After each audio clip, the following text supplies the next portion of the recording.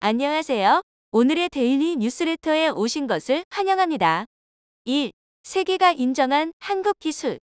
2. UAE 긴급 요청. 3. 아랍인들이 거부하자 미국은 굴욕을 당했습니다. 한번 진실을 알아봅시다. 한국이 세계 천사국. 그 기술 자체는 한시적이다 또 유익한 기술이 존재한다. 우리나라의 각종 기술이 첨단을 달리고 있어 세계에 우뚝 설 날을 기대합니다. 최근 지구는 전례 없는 변화를 겪고 있습니다. 60억 인구는 이미 옛말이 되었으며 현재는 공식적으로 78억 4천만의 인구수를 기록 중입니다. 관련 전문가들의 주장에 따르면 통계에 잡히지 않는 비공식적인 인구를 포함하는 경우 전 세계 인구수는 이미 80억 명을 넘겼을 것으로 전망하고 있습니다.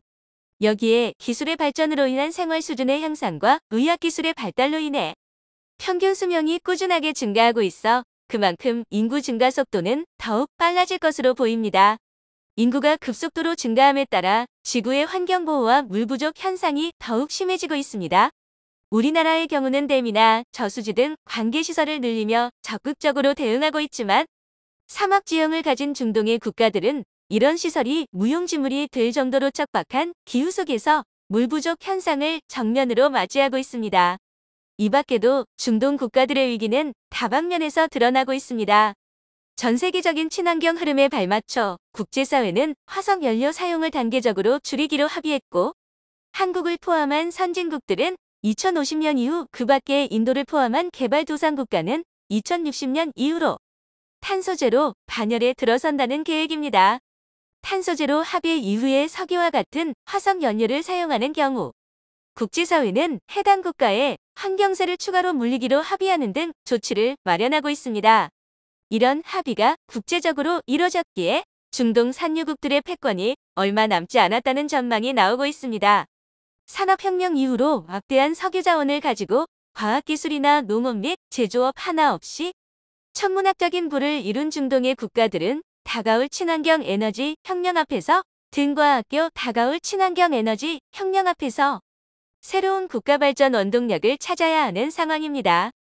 그 중에서 중동의 맹주인 사우디아라비아는 며칠 전 한국 기업에 수천억대 규모의 사업을 맡기며 식량 자급률 100%를 목표로 하는 새로운 농업 국가가 되기 위한 청사진을 그리고 있습니다.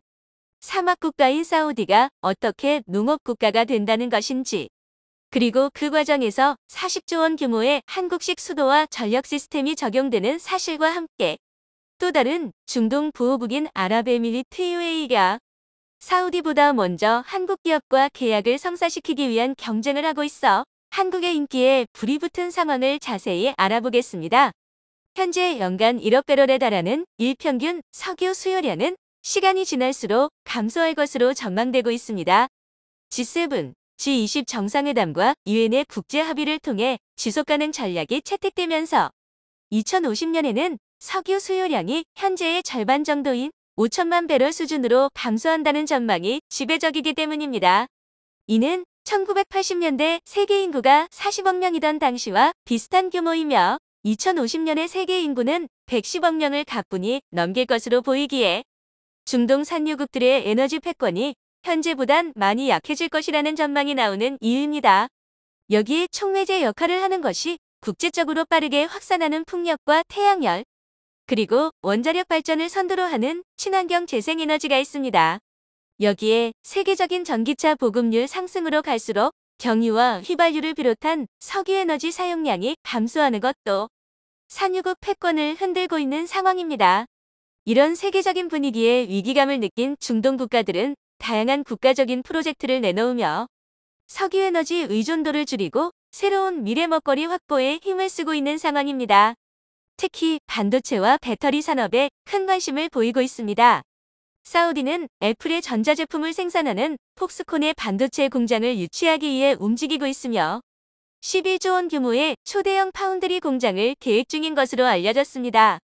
게다가 한국의 배터리 업체인 SK온에게도 1조 원 규모의 투자를 진행하는 등 그동안 석유 시추 사업에만 의존하던 산업 구조에서 새로운 분야로 외적 확장을 도모하고 있습니다.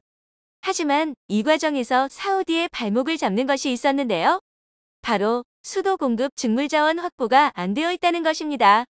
특히 반도체 산업의 경우 상상 이상으로 물을 많이 소비하는 산업이기에 글로벌 반도체 공장들은 대부분 안정적인 수도 공급처 인근에 위치하고 있습니다.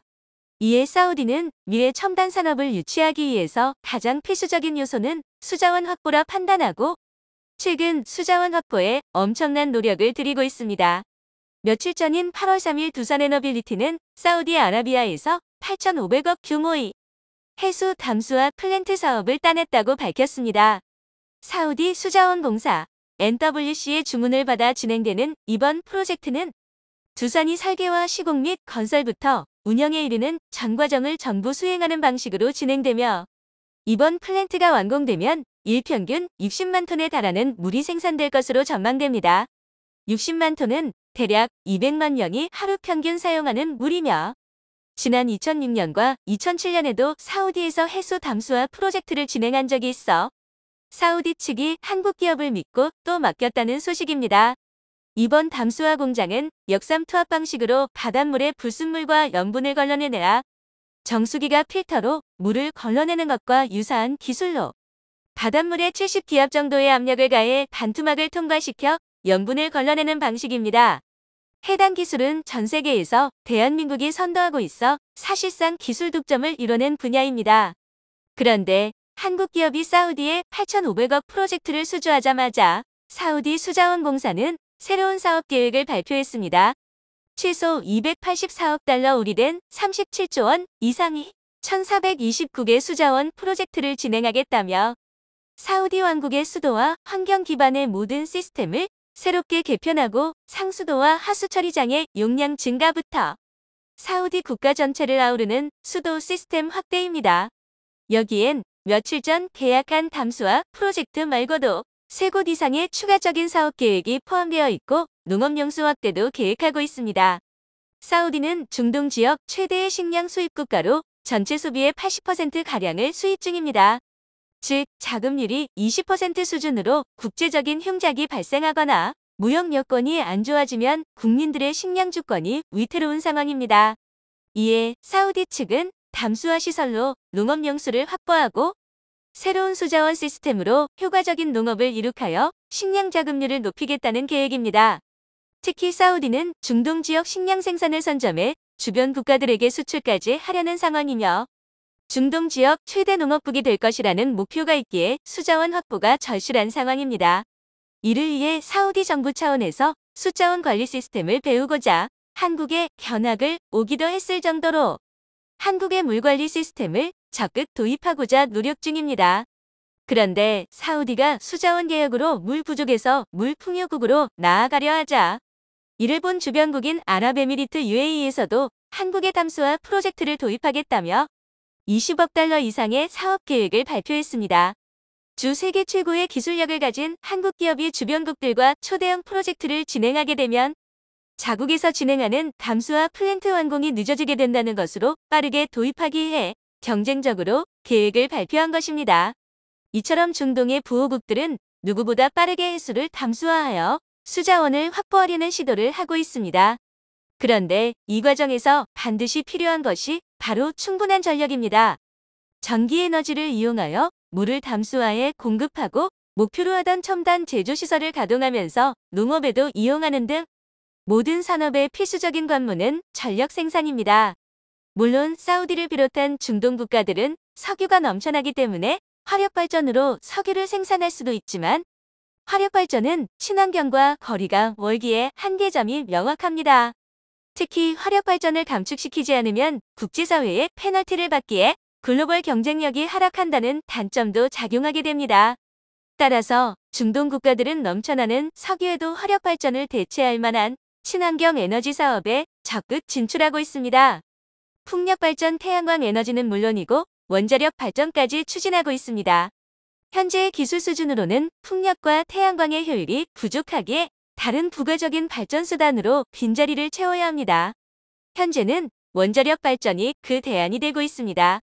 몇 주 전 유럽의회는 원자력 발전을 다시 친환경 에너지에 포함시키며 향후 840조에 달하는 원전 투자를 예고하는 결정을 내렸습니다. 이에 세계적인 원전 투자 열풍이 일어나고 있습니다. 사우디아라비아 역시 안정적인 전력 공급을 위해 원자력 발전을 선택했습니다. 올해 5월 사우디 정부는 한국 측에게 1.4GW 규모의 원전 2기를 건설하고 싶다는 입찰 참여 요청서를 보냈습니다. 사우디 측은 한국의 아랍에미리트 바라카 원전 건설 경험과 운영 경험을 높이 평가하고 있습니다.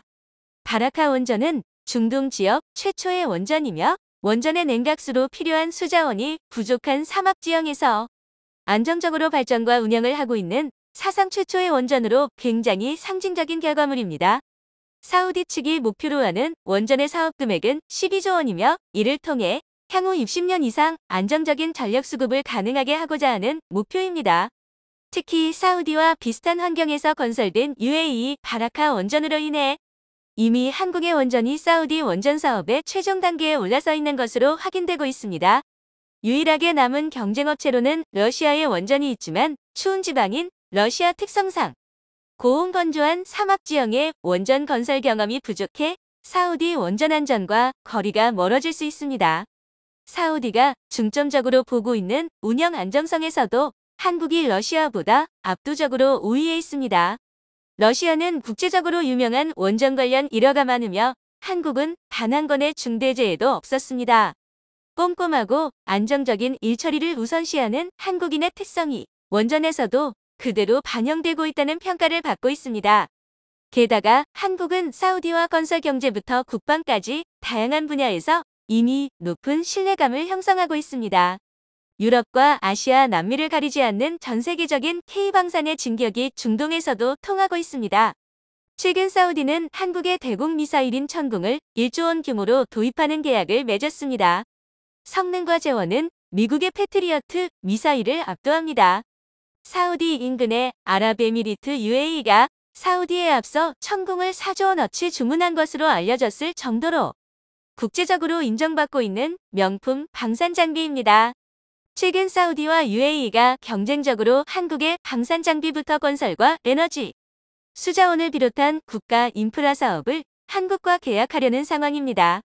현재 급변하는 세계 경제와 환경 속에서 중동의 사막 국가들이 한국의 시스템을 이식받아 현재 급변하는 세계 경제와 환경 속에서 전통적인 석유와 에너지 사업이 아닌 새로운 산업을 확보한 국가로 재탄생할 수 있을지, 그 중에서도 사우디가 목표로 하는 중동 지역 최대 농업국이 될 수 있을지 여부가 궁금해지는 상황입니다. 이 기술이 세상에 나오면 통토 지역보다 열대 지역이 선호할 것으로 보인다. 한국 무기에 대한 평가가 날이 갈수록 올라가고 있습니다. 폴란드에 한국 무기를 판매한 이후부터 유럽을 넘어 최근에는 중동에서도 한국 무기 구매에 큰 관심을 보이고 있는데요. 이제는 K방산이 아시아와 유럽을 넘어 중동에까지 퍼지고 있습니다. 현재 세계에서 미국 무기가 가장 우수하다고 많이들 이야기하고 있습니다. 세계 최고의 군사력을 가진 미국의 그 배경에는 미국의 우수한 군사기술이 그 바탕이 되고 있는 것이죠. 이 때문에 세계 무기 시장에서 미국은 항상 부동의 1위를 차지하고 있었는데요. 최근 떠오르고 있는 한국 무기의 진격에 미국제 무기가 굴욕을 당하기 시작했습니다. 최근 들어 한국의 무기가 세계 무기 수출 시장에서 떠오르는 다크호스로 부상하기 시작했죠. 어느 순간부터 한국 무기의 주목도가 올라가더니 전 세계 무기 수출 부문에서 9위에 올랐고 이제는 세계 4대 방산 강국을 넘볼 정도인데요. 그야말로 K방산이라는 이름이 전 세계적으로 주목을 받고 있습니다. 처음에는 단순히 미국 무기가 비싸기 때문에 구매가 부담스러웠던 국가들이 하나, 둘씩 그 대용품으로 한국 무기를 구매한 것이 시작이었지만 막상 사용해보니 구매한 국가들 사이에서 성능이 너무 만족스럽다는 평가가 나오기 시작하면서 한국 무기들이 주목을 받게 된 것인데요. 가격은 미국산 무기보다 저렴하지만 성능은 오히려 미국제보다 더 뛰어나다는 평가가 직접 사용해 본 국가들에서 나오고 있습니다. 한국 무기에 대한 실제 평가가 나오기 시작하면서 최근에는 미국 무기가 한국 무기들에게 밀려나는 상황까지 와버렸는데요. 최근 사우디에서 나오고 있는 움직임에 미국이 발칵 뒤집어졌습니다. 사우디가 미국과의 관계가 나빠지면서 바이든 대통령에게 대놓고 도발을 하며 석유를 감산하는 등 지금까지 심리정책을 펼쳤던 사우디였지만 바이든 대통령 집권 이후 두 나라의 관계가 지속적으로 나빠지고 있습니다. 이 와중에 사우디가 최근 미국의 최신 전차가 성능이 부족하다는 이유로 미국의 전차를 퇴출시키고 한국의 흑표 전차 도입을 검토하자 미국이 난리가 났습니다. 미국의 주력 전차인 M1A2 에이브람스 전차가 한국의 K2 흑표 전차보다 성능이 떨어진다는 평가가 나오며 점점 설 자리를 잃고 있기 때문인데요. 사우디가 외교적인 이유로 미국제 무기보다 다른 나라의 무기를 선호하고 있다는 분석도 있지만 그것보다도 실제 한국제 전차가 미국제 전차보다 성능이 우수하다는 것이 가장 큰 이유라고 합니다. 이번 시간에는 최근 무기시장에서 벌어지는 한국 무기 구매 열풍과 한국 무기 성능의 미국제 무기들이 퇴출당하고 있는 상황에 대해 자세히 알아보겠습니다. 지상의 왕자라고 불리는 전차. 육군의 가장 중요한 무기체계로 강한 화력과 방어력을 가지고 적진의 방어를 뚫고 전진을 하는 지상전의 가장 중심에 있는 무기입니다. 세계에서 가장 강력한 전차가 어느 나라의 전차냐고 한다면 단연코 미국의 M1A2 전차 아니면 독일의 레오파드의 전차. 둘 중 하나를 지금까지는 최고의 전차로 여겼습니다. 우수한 성능과 신뢰성, 그리고 실전에서의 차력 덕분에 이 두 전차가 세계 1, 2위를 다투는 전차라고 의심하지 않는 사람은 없었죠. 그런데 최근 이런 평가가 완전히 뒤바뀌게 되어 군사 전문가들이 충격을 받고 있습니다. 실제로 성능을 비교해봤을 때 한국의 K2 흑표 전차가 가장 우수하다는 이야기가 나오고 있기 때문인데요. 현재 사우디와 노르웨이에서 벌어지고 있는 일입니다. 오일머니의 대표주자인 사우디는 과거부터 미국 무기의 최대 구매자 중 하나입니다. 막대한 오일머니를 바탕으로 미국산 무기를 대량으로 도입했는데요. 미국의 주력 전투기인 F-15부터 시작해 미국의 주력 전차 M1A2, 에이브람스 전차까지 대량의 미국산 무기를 주력으로 운영하고 있습니다. 사우디가 구매한 M1A2 전차는 분명 세계 최고의 성능을 가진 전차라고 했지만 의외로 사우디가 운영을 해보니 문제가 많았는데요. 예멘 내전에 참전한 사우디군이 후티 반군에 의해 큰 피해를 보기 시작했기 때문입니다. 후티군의 대전차 미사일에 사우디군의 M1A2 전차들이 줄줄이 격파되기 시작하면서 사우디군은 고전을 면치 못했는데요. 이 때문에 사우디군은 M1A2 전차에 대해 생각만큼 그렇게 좋지 않다라는 평가를 내린 것입니다. 화력과 방어력은 뛰어나지만 미사일에 대한 대응 능력이 약해 운용이 불안정하다는 이야기까지 나오고 있죠. 이 때문에 최근 사우디에서는 한국의 K2 흑표 전차를 도입하자는 논의가 계속 나오고 있습니다. 이제는 미국의 전차를 퇴출시키자는 말까지 나오는 상황인데요. 미국의 주력 전차이며 앞으로도 30년 이상은 더 현역으로 필 것으로 예상되고 있는 M1A2 전차는 1979년도에 처음 도입된 이후 전차의 성능에 미국이 만족하면서 시대에 따른 업그레이드만 진행하면서 후속 전차를 개발하지 않고 있는 상황입니다. 이미 구식인 전차에 내부 컴퓨터와 GPS 같은 전자장비만 교체하며 업그레이드 하다 보니 아무래도 현대의 전장과는 맞지 않는 상황이 발생하고 있는 것이죠. 이에 비해 흑표 전차는 개발된 지 얼마 되지 않았고 한국의 최신 전자 장비와 신기술을 대거 도입하여 기존의 전차보다 월등히 우수한 성능을 발휘하고 있는데요. 미국의 M1 전차보다 강력한 화력을 가졌으며 방어력도 더 우수하고 자동 장전 장치까지 탑재하여 더욱더 안정적인 운영이 가능합니다. 특히 최신 기술을 적극 도입하여 날아오는 대전차 미사일을 공중에서 요격해버리는 능동 방어장치와 추가 반응장갑까지 탑재하여 미국의 M1A2 전차보다 훨씬 더 우수하다고 평가되고 있습니다. 사우디는 지금까지 정치적인 관계가 있기 때문에 미국의 무기를 많이 도입하긴 했지만 실제 야전 지휘관들은 한국의 K2 전차를 강력하게 요구하고 있는 상황입니다. 미국의 M1A2 전차가 대응할 수 없는 상황에도 K2 전차는 충분히 대응이 가능하며 실제 작전 효율성을 더 높여준다며 강력히 K2 전차 도입을 주장하고 있습니다.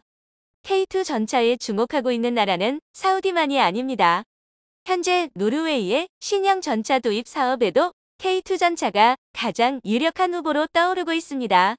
특히 최근 폴란드가 독일과 미국제 전차를 다 제치고 한국의 흑표 전차를 선택하면서 흑표의 성능에 크게 주목을 하고 있는 것인데요. 현재 독일제 레오파드 전차를 운영하는 노르웨이는 차기 전차 후보로 한국의 K2 흑표 전차와 독일제 최신형 전차인 레오파드 2A7 전차를 최종 후보로 놓고 시험평가를 진행하고 있습니다. 평소라면 만날 일이 없는 두 전차가 나란히 시험평가를 받고 있는 모습입니다. 눈이 많은 노르웨이의 지형에서 거리낌 없이 눈길을 치고 나가며 독일 전차를 앞서 나가는 K2의 시험평가가 인상적입니다. 세계 최고의 자동차 회사를 보유하고 있고 세계 최고의 전차 강국이라고 불리는 독일의 최신 전차를 넘어서는 흑표의 모습에 독일의 기술자들마저 경악을 금치 못하게 만들었습니다. 심지어 가격도 더 저렴하여 노르웨이의 군 관계자는 정치적인 입김이 없는 이상 한국의 K2 전차로 확정되는 것이 유력해지고 있는 상황입니다. 한국산 전차가 세계 최고라고 자부하는 미국과 독일의 전차들을 넘어서고 있다는 것에 많은 군사 전문가들이 놀라고 있습니다.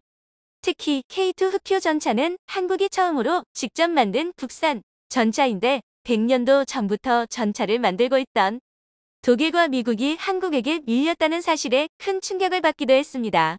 한국산 명품 무기 중 수출에 가장 많은 실적을 올려주고 있는 무기는 너무나도 유명한 K9 자주포입니다. 최근에는 폴란드에 이어 인도가 K9을 200대나 추가 도입하면서 또다시 경쟁업체들을 눌러버리고 자주포 강국으로 거듭나고 있는데요. 오랜 경쟁 상대였던 독일의 PZH-2000이 처음에는 K9보다 성능 면에서는 우수했지만 비싼 가격 때문에 대량으로 판매도 안 되고 업그레이드도 하지 못하면서 최근에는 꾸준히 업그레이드를 진행한 K9 자주포가 성능 면에서도 앞서기 시작했습니다. 명실상부 세계 최고의 자주포가 된 것이죠. 세계 최고의 자주포답게 실전에서도 엄청난 활약을 보여주었는데요. K9을 도입한 인도와 중국산 자주포를 도입한 파키스탄과의 전투는 K9이 얼마나 대단한 무기인지를 알려주는 계기가 되었습니다. 카슈미르 계곡에서 인도와 파키스탄이 벌였던 포격전은 처음에는 인도가 매우 불리한 상황이었습니다. K9 자주포를 100대를 구매한 인도였지만 당시에는 한국에서 다 들여온 10대가 가지고 있던 무기의 전부였습니다. 반면 상대방인 파키스탄은 중국제 150mm SH-1 자주포 36대를 동원하여 인도군에 선제 공격을 했습니다. 중국에서는 이미 숫자에서 3배나 많으며 먼저 공격한 파키스탄군의 공격에 인도군이 큰 타격을 입을 것이라고 판단했습니다.